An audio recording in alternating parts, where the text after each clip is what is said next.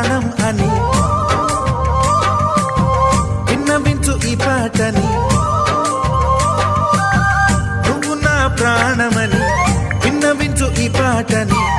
ఎక్కడో దూరానున్నా చుక్కలే విన్నా గాని కదిలించలేదా కాస్త కూడా నీ మనసుని. పరదాలు దాటి ఒక్కసారి పలకరించవేమి.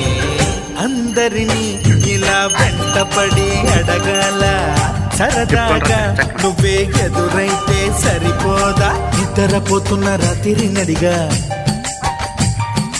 గుడికి చేరిన గువ్వల నడిగా